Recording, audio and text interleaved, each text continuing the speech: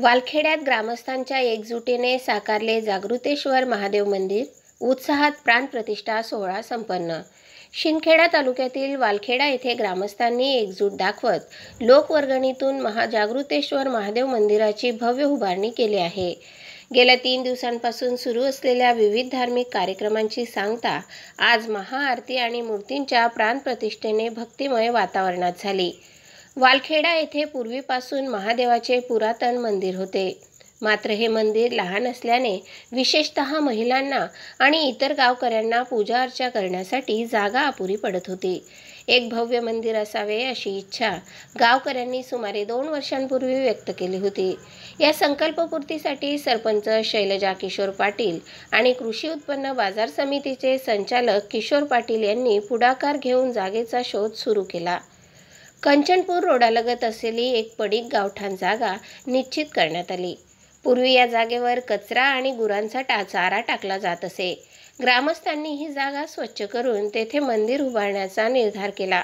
सर्वांच्या सहकार्याने सुमारे 6 ते 8 लाख रुपयांची लोकवर्गणी जमा झाली आणि त्यातून हे सुंदर मंदिर साकारण्यात आले। मंदिराच्या प्राणप्रतिष्ठा सोहळ्यानिमित्त गेल्या 3 दिवसांपासून विविध धार्मिक कार्यक्रमांचे आयोजन करण्यात आले होते। या निमित्ताने महादेवाची पिंड, गणपतीची मूर्ती आणि कलश यांची गावातून वाजत गाजत मिरवणूक काढण्यात आली। आज सकाळी पूजा आणि महाआरती करून मूर्तीची प्राणप्रतिष्ठा करण्यात आली। महाप्रसादासाठी भंडाऱ्याचे आयोजनही करण्यात आले होते। गावकऱ्यांच्या सहकार्याने गावात एक अतिशय सुंदर मंदिर उभे राहिले आहे। आता या मंदिराची स्वच्छता आणि पावित्र्य राखण्याची जबाबदारी गावातील प्रत्येक नागरिकाची आहे, असे मत कृषी उत्पन्न बाजार समितीचे संचालक किशोर पाटील यांनी यावेळी व्यक्त केले।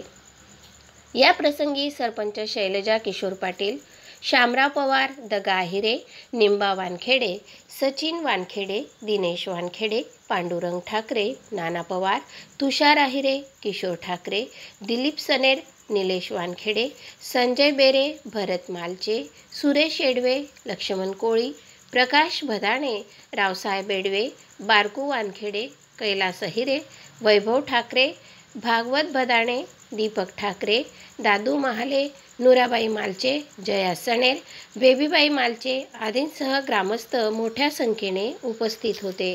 मी किशोर रंगराव पाटील, गाव वालखेडा। आमच्या इथे आज जागृतेश्वर महादेव मंदिराची स्थापना करण्यात आली। आमच्या गावामध्ये पुरातन काळातील एक जुनं महादेव मंदिर मारुतीच्या बाजूला होतं व त्या ठिकाणी ते मंदिर खूप लहान होतं व त्या ठिकाणी महिला भगिनींची खूप गर्दी होत होती पाणी किंवा जे दूध चढवणे, पूजा अर्चना करण्यासाठी।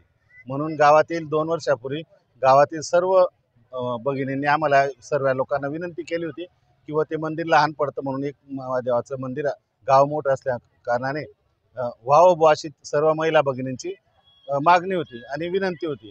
त्याद्वारे आम्ही महाराजांना सर्व विचारून 2 महादेव मंदिर चालतील का असं सर्व विचारून ते सर्वांनी होकार दिला होता स्थापना करायला, काय अडचण नाही बुवा। त्या अनुषंगाने इथे पूर्ण गावठाणची जागा आमच्या इथे उपलब्ध होती, पण या ठिकाणी बरेच गुरांचे शेड वगैरे होते व सर्व लोकांनी सहकार्य केलं। शेड वगैरे सर्व उचलून घेतले आणि शासनाच्या माध्यमातून जयकुमार भाऊ यांनी आम्हाला 25-15चा 10 लाखाचा निधी दिला होता। ते 10 लाख आणि त्यानंतर पूर्ण गावाने लोकवर्गणी केली। लोकवर्गणीच्या माध्यमातून जवळजवळ 7 लाख पूर्ण गावाने गोळा केले आणि सर्व तरुण मंडळी जी होती त्या तरुण मंडळींनी संध्याकाळी निर्णय घेतला आणि 1 तासात 1 लाख त्रिशूलसाठी तरुण मंडळींनी गोळा केले। असा जवळजवळ आम्ही 7.5-8 लाख रुपये या मंदिरावर खर्च केला आणि याच्यात कुठलंही राजकारण आलं आणि पूर्ण गाव जमा झालं आणि पूर्ण गावाने लोकवर्गणी गोळा केली, सहकार्य केलं आणि कुंपण वगैरे एक अतिशय चांगलं मंदिर, एक चांगलं वातावरण, जागेला एक चांगलं स्वरूप आलं व एक चांगली आज महादेव मंदिराची या ठिकाणी स्थापना झाली होता। पहिल्या दिवशी कलश यात्रा, शोभायात्रा होती, काल भजन कीर्तन होते आणि आज स्थापना, कलश स्थापना, मूर्ती स्थापना आणि भंडारा असा हा 3 दिवसाचा कार्यक्रम होता। आणि आमचं 3 महिन्यापासून पूर्ण गाव सर्व लोक सर्व मेहनत घेत होते। सर्वांच्या लोकवर्गणीतून हा सर्व हे झालेला आहे, म्हणून कोणी माणूस एकटा काही करू शकत नाही। लोकसंग्रह, लोक एकत्र आलेत काय होऊ शकतं। या जागेला म्हणजे जागा मनात भरत नव्हती आणि आज ही जागेला एवढं मूर्त स्वरूप आलं सर्वांच्या सहकार्याने, तेच खरं या ठिकाणी महादेवाच्या आशीर्वादाने महत्वाचं झालं. व स्वच्छता हा फार महत्वाचा विषय असतो. पूर्ण गावाने जर ठरवलं तर आमचं वालखेडा गाव स्वच्छ करण्याचा आमचा भविष्यात मानस आहे सर्व गावांच्या सहकार्याने. आणि आदर्श गाव सुद्धा आम्हाला करायचं आहे हळूहळू. प्रत्येक ठिकाणी मंदिर, सभागृह, प्रत्येक समाजात प्रत्येक ठिकाणी आम्हाला एक सभागृह मी ते आता इथं काही बोलत करणार आहे. थोड्या दिवसात आम्ही इथेच एक मोठा कार्यक्रम घेणार आहोत, तेव्हा ते सर्व गोष्टी निर्णय घेतल्या जातील.